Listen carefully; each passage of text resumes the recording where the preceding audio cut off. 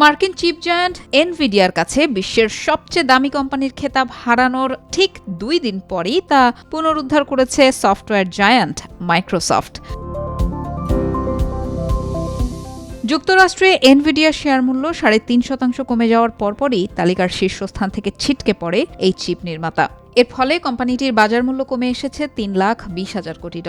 আর একই দিনে মাইক্রোসফটের শেয়ারেও কিছুটা দরপতন দেখা যায়, তবে $3,30,000 কোটি বাজার মূল্য নিয়ে দিন শেষ করে কোম্পানিটি। বিশেষজ্ঞরা বলছেন, বিশ্বের সবচেয়ে দামি কোম্পানি হওয়ার মিউজিক্যাল চেয়ারে এখন লড়াই করছে এনভিডিয়া, মাইক্রোসফট আর অ্যাপল। এমনকি তারা বিশ্বের প্রথম কোম্পানি হিসেবে $4 ট্রিলিয়ন পৌঁছানোর লক্ষ্য নিয়েও কাজ করছে।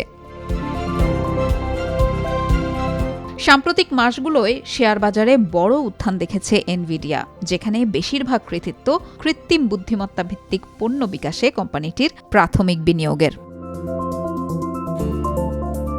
শেয়ার বাজারে মাইক্রোসফটকে সরিয়ে শীর্ষে চলে যাওয়া এনভিডিয়া, যেখানে 2022 সালের পর থেকে নিজেদের শেয়ার মূল্য 10 গুণ বাড়িয়েছে কোম্পানিটি, ফলে সেদিন কোম্পানির বাজার মূল্য $3,30,000 কোটি ছাড়িয়ে গিয়েছিল। কেউ কেউ ধারণা প্রকাশ করছেন এরপর থেকে কোম্পানিটি ওপরের দিকেই যেতে থাকবে। তবে আরেক অংশ প্রশ্ন তুলেছে, এতে কোম্পানিটিকে সম্ভবত অতি মূল্যায়িত করা হচ্ছে। এক্ষেত্রে গুরুত্বপূর্ণ একটি বিষয় হলো, এনভিডিয়া এআই খাতে নিজের আধিপত্য বজায় রাখতে পারবে কিনা বা প্রতিদ্বন্দ্বীদের জন্য তাদের শেয়ারে কোনো প্রভাব পড়বে কিনা, কারণ এই খাতের লাগাম নিজেদের হাতে নিতে এরই মধ্যে প্রচুর বিনিয়োগ করছে বিভিন্ন কোম্পানি।